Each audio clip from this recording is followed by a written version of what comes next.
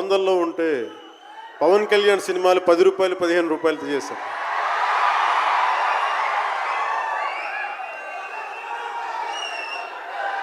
నేను ఒకటే చెప్పాను ఆ రోజున, మనల్ని ఎవడు రాపేది.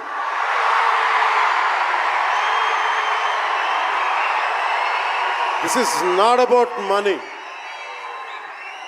This is not about finance. This is not about records.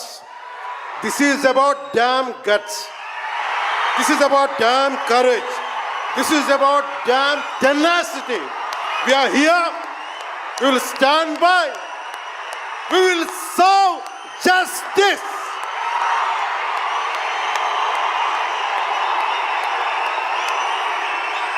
Pawan Kalyan ఎప్పుడు రికార్డుల కోసం ప్రయత్నం చేయాల. Reluctant actor.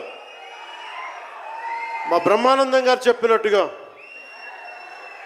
నేనేం కోరుకోలే, నేను ఒక యాక్టర్ అవ్వాలని కోరుకోలే, సగటు మనిషిగా బతుకుదామన్న ఒక్క ఆలోచన తప్ప నాలో ఏం లేదు.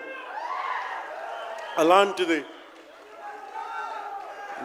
నేను పొద్దున ప్రెస్ మీట్లో రత్నం గారి గురించి మాట్లాడాను. ఇప్పుడు మీకోసమే మాట్లాడతాను, నా అభిమానుల కోసం. ఈరోజు నేను ఇక్కడ నిల్చున్నాను, పడి లేచాను, పడుతూనే ఉన్నాను, లేస్తూనే ఉన్నాను. దానికి కారణం ఒకరే, మీరే.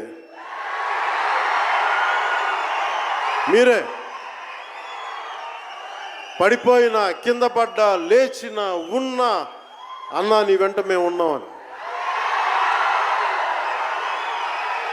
నా దగ్గర ఏమన్నా ఆయుధాలు ఉంటాయా? నా దగ్గర ఏమన్నా గుండాలు ఉంటారా? నా దగ్గర ఎవరు లేరు, గుండెల్లో ఉండే మీరు తప్ప.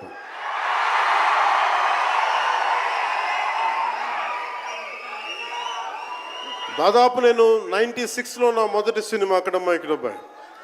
ఇది 2025 అంటే ఆల్మోస్ట్ 29 to 30 years. అంటే దాదాపు 29-30 సంవత్సరాలు నేను చిత్ర పరిశ్రమకు వచ్చి.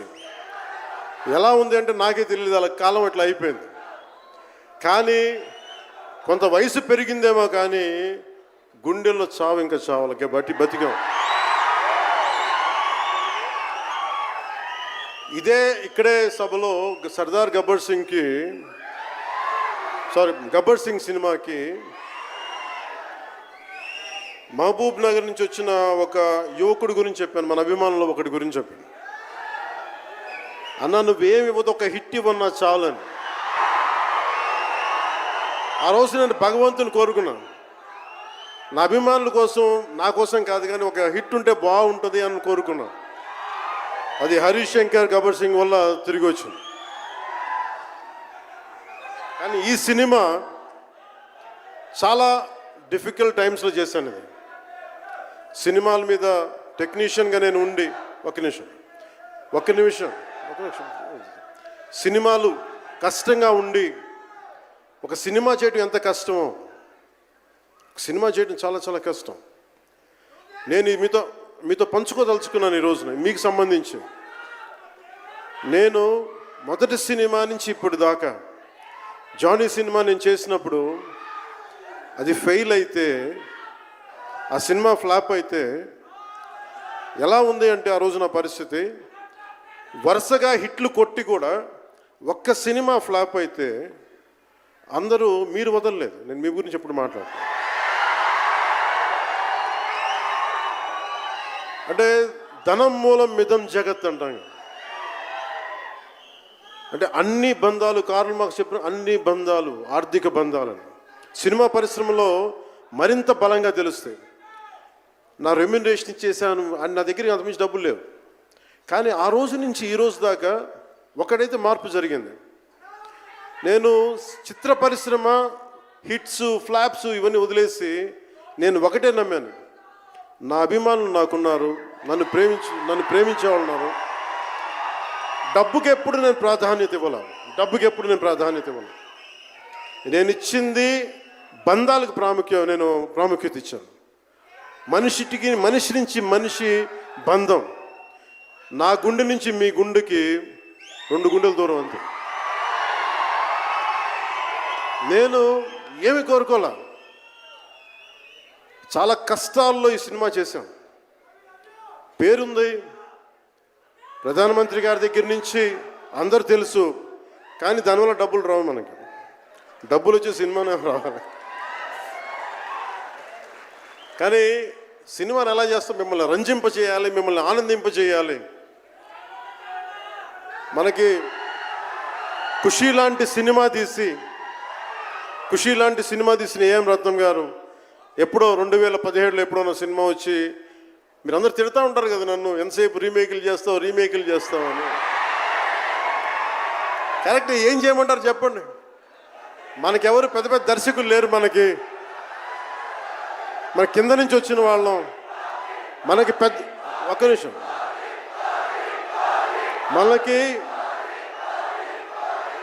మన సినిమాలని చెప్తున్నా.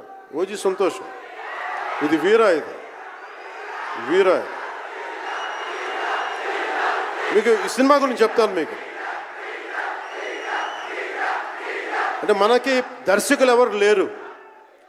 నన్ను అందరూ కూడా ఈ రీమేక్ చేస్తే వీడితో పని అయిపోతే డబ్బులు వస్తాయి, వీడికి రీమేక్ చేస్తే డబ్బులు వస్తాయి. మధ్యలో నేను చేసిన పాపం వల్ల ఒక ఫ్లాప్ తీసాను అంతే. ఆ ఫ్లాప్ తర్వాత నా గ్రిప్ రాలే మళ్ళీ ఫిల్మ్ ఇండస్ట్రీలో. మళ్ళీ నాకు నిలబడింది ఒక త్రివిక్రమ్ శ్రీనివాస్ నిలబడ్డాడు నా కోసం. ఆయన ఎవరో కూడా తెలియదు నాకు. ఎవరన్నా సక్సెస్లో వెతుక్కొని వస్తారు, అపజయాల్లో వెతుక్కొని వచ్చిన నా మిత్రుడు, ఆత్మ బంధువు త్రివిక్రమ్ శ్రీనివాస్ వచ్చి అప్పుడు జలసా తీశారు. కష్టాల్లో ఉన్నప్పుడు లేదు. అడ్వర్సిటీ రివీల్స్ ట్రూ క్యారెక్టర్ అంటారు. కష్టాల్లో ఉన్నవాడే వచ్చినప్పుడు స్నేహితుడు. అలాంటి స్నేహితుడు నాకు భగవంతుడు త్రివిక్రమ్ శ్రీనివాస్ ద్వారా వచ్చాడు. అలాగే ఎందుకు రీమేక్స్ చేశాను మీకు ఉంటుంది కదా. నా పార్టీని ఎవడు నడుపుతాడు? కొత్త కథలు తీస్తే ఎప్పుడో వెళ్ళిపోద్ది. నా భార్యని కానీ నా పిల్లల్ని కానీ ఎవరు పోషిస్తారు? నేనే పోషించుకోవాలి. దానికి డబ్బులు కావాలి, పార్టీ నడపాలి. వీటన్నిటికీ రీమేక్ అనేది నాకు కొంచెం ఈజీ దారి అయింది. సొంత సినిమాలు కొత్త సినిమాలు చేయలేక కాదు, వేరే దారి లేక. నాకు దేశం పిచ్చి, సమాజ బాధ్యత పిచ్చి, సినిమా మీద ఉన్న కరెక్టే. నేనంటే మీకు పిచ్చి. అలాంటి నేను ఒక మంచి సినిమా రావాలని కోరుకుంటే అది ఏఎం రత్నం గారి ద్వారా వచ్చింది. కోరుకున్నాడు ఆయన, నీతోటి ఒక బలమైన సినిమా తీయాలని. ఏదో ఆయన కూడా ముందు రీమేక్ వచ్చారు, అవి అటు ఇటు తిరిగి యాక్చువల్గా క్రిష్ గారి వల్ల ఈ సినిమా వచ్చింది. ముందు జాగర్లమూడి క్రిష్ గారికి మనందరం ముందుగా కరతాళ ధ్వనుల ద్వారా చాలా బలంగా తెలియజేయాలి. ఆయన ఒరిజినల్ ఫౌండేషనల్ వర్క్ మీద ఇది ముందు. వ్యక్తిగత కారణాలు, కొన్ని ప్రొఫెషనల్ రీజన్స్ వల్ల మధ్యలో ఆయన వెళ్ళిపోవాల్సి వచ్చింది. ఈ సినిమాకి 2 కరోనా ఇది వచ్చినాయి, 2 కరోనా వేవ్స్ కొట్టినాయి. దాని మధ్యలో నలిగిపోయింది సినిమా. అలాంటి సమయంలో ఒక ఆస్కర్ విన్నర్ ఎక్కడో మనం ఆంధ్రప్రదేశ్లో చిన్న బడ్జెట్లో సినిమా తీస్తే మన బడ్జెట్స్ ఎంత ఉంటాయి? 10 కోట్లు 15. అలాంటి సినిమాల నుంచి సంగీత దర్శకత్వం వహించి మనం పెట్టే నాటు నాటు నాటు అనే పాట ప్రపంచమంతా ఉర్రూతో లూగిస్తుంది అనేది తెలియజేశారు కీరవాణి గారు. అలాంటి కీరవాణి గారు నేను ఈ సినిమాని ఎన్నిసార్లు చేసే పరిస్థితుల్లో నిజంగా ప్రతిసారి నాకు నిరుత్సాహం ఉండేది. నాకు తెలుస్తూ ఉంటుంది కదా, నిస్పృహ వచ్చినప్పుడల్లా ఆయన ఏదో ఒక ట్రైలర్ రిలీజ్ అయ్యేది, ఆయన మ్యూజిక్ చూస్తే మళ్ళీ ఒక ఉత్సాహం వచ్చేది, ఒక ప్రాణవాయువు నింపేది. సార్ ఈ సినిమాకి ఈ రోజున ఇంత బలంగా ఆత్మవిశ్వాసంతో ఉన్నామంటే you are the hero sir. You are the true hero sir for us. Without కీరవాణిజీస్ music this is not Harihara Veeramallu. ఈరోజు హరిహర వీరమల్ బలంగా ఉంది అంటే it's only the dedication and the kind of effort he has put into the film is truly commendable and truly admirable, sir. We are truly grateful to you, sir. మధ్యలో వారి నాన్నగారిని కోల్పోయి ఆ సమయంలో కూడా మనస్ఫూర్తిగా ఆ బ్యాక్గ్రౌండ్ స్కోర్ ఇచ్చినందుకు, సొంత తండ్రిని కోల్పోయి కూడా ఇచ్చినందుకు మరోమారు వారికి ప్రత్యేకంగా కీరవాణి గారి టీంకి, కీరవాణి గారి గాయకులకి, వారి రికార్డింగ్ టీంకి, వారి ఇంజనీరింగ్ డిపార్ట్మెంట్కి, ప్రతి ఒక్కరికి నా హృదయపూర్వక ధన్యవాదాలు.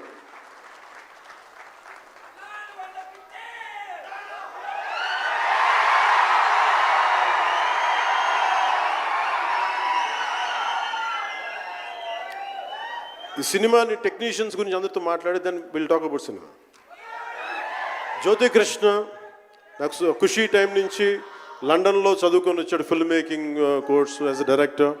ఆయన సినిమాని చాలా బాగా హ్యాండిల్ చేశారు. ఎలా ఈ పరిస్థితులు ఎవరు చేయగలరు అనుకుంటా ఆయన స్టెప్ ఇన్ అయ్యి ఒక తండ్రికున్న విజన్కి కొడుకు సారథ్యం వహించి తండ్రి కొడుకుల తాలూకు ఇది ఎఫర్ట్ ఈ సినిమా ఇది. సో మనస్ఫూర్తిగా జ్యోతికృష్ణ గారికి, రత్నం గారికి మరోమారు నా ధన్యవాదాలు చెప్తా ఉన్నాను. అలాగే ఈ సినిమాని ప్రారంభించినప్పుడు జ్ఞానశేఖర్ గారి కెమెరామెన్, ఆయనకి నా మనస్ఫూర్తిగా కృతజ్ఞతలు. అసలు ఈ సినిమాని ఇంత రికార్డ్ బ్రేకింగ్ స్థాయిలో మీ అందరికీ తెలుసు కదా, మీరు అంతసేపు ఓజీ ఓజీ ఓజీ అంటారు. నా సినిమానే ఓజీ బయట వాళ్ళ సినిమా కాదు కదా, మన సినిమానే కదా. కానీ హరిహర వీరమల్లుకి ప్రాణం పెట్టిన ఇంకొక వ్యక్తి ఉన్నారు, ఆయన మనోజ్ పరమహంస. అంటే నాకు టైము నేను రోజు చెప్పాను 2 గంటలు ఇస్తానని చెప్పాను. నేను అడ్మినిస్ట్రేటివ్ నా దగ్గర ఉంది, ఈశ్వర్ ఖండ్రే గారిలాగా నేను కూడా ఫారెస్ట్ మినిస్టర్, దాంతోపాటు పంచాయతీ రాజ్ ఉంది. వీటన్నిటి మధ్యలో నేను ఇవ్వగలిగేది 7 నుంచి 9 2 గంటలు ఇస్తాను. మీకు ఏం చేస్తున్నారో చేసుకోండి. వారానికి 5 రోజులు ఇచ్చాను. ఈ 5 రోజుల్లో దాన్ని చాలా పగడ్బందీగా ప్లాన్ చేసి మంగళగిరిలో ఉన్న జనసేన పార్టీ ఆఫీస్ నుంచి 2 గంటల ఒక కూతవేటు దూరంలో ఉన్న నా సన్నిహితులు, నా మిత్రులు రమేష్ లింగంనేని గారి మిడ్ వ్యాలీ స్టూడియో, వాళ్ళ స్థలం ఉంటే దాన్ని మిడ్ వ్యాలీ స్టూడియోస్గా మార్చేసి అక్కడే సెట్స్ చేసాం. మొత్తం మేజర్ వర్క్ అక్కడే చేసి దాని స్పెషల్ ఎఫెక్ట్స్ చేసాం. ఇలాంటివన్నీ సహకరించినందుకు చేయగలిగిన సత్తా ఉన్న మనోజ్ పరమహంస గారికి మనస్ఫూర్తిగా నా ధన్యవాదాలు. అలాగే ఎగ్జిక్యూటివ్ ప్రొడ్యూసర్ దయాకర్ రావు గారికి,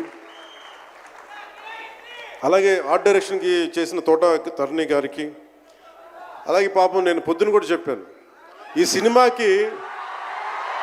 సినిమాకి ఎవరన్నా సరే ఎంతమంది క్యాస్టింగ్ ఉన్నారు ఈ రోజున. విచిత్రంగా నేను, నిధి అగర్వాల్ తప్ప ఇంకెవరు లేరు. మన భరణి గారు, రఘు గారు, చాలా మేజర్ క్యాస్టింగ్ ఉంటే ఎవరు లేరు. దానికి ఈ సినిమాని ఇన్ని రోజుల దాకా, గత నెల రోజుల నుంచి ఒంటి చేత్తోటి జనం మధ్యలో ఉండేలాగా నిధి అగర్వాల్ గారికి మనస్ఫూర్తిగా నేను ఆవిడని చూసి సిగ్గు తెచ్చుకొని నేను కూడా ఈ రోజున మాట్లాడాను. అంటే నువ్వు ఎంత ఉప ముఖ్యమంత్రి అయినా, అంటే ఢిల్లీకి రాజైనా తల్లి కొడుకేలాగా నువ్వు ఎంత ఉప ముఖ్యమంత్రి అయినా నువ్వు ఈ సినిమాకి హీరో అని చెప్పుకొని నేను ఆవిడని చూసి సిగ్గు తెచ్చుకొని నేను కూడా మీడియా ఇంటరాక్షన్ చేశాను. రేపు కూడా చేయబోతున్నా, ఎల్లుండి కూడా చేయబోతున్నా. అలాగే నాకు బాబీ డియోల్ గారు, నేను చిరంజీవి గారు షూటింగ్స్ ఉన్నప్పుడు మన ధర్మేంద్ర గారితో చూసేవాడిని ఊటీలో. అలాంటి Bobby Deol acted as Aurangzeb, tyrant ruler. అలాంటి brilliant performance by Bobby Deol.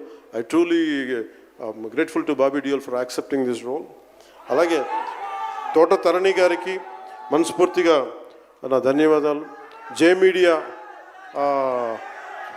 వారి సంస్థ అధిపతులు కూడా నా హృదయపూర్వక ధన్యవాదాలు.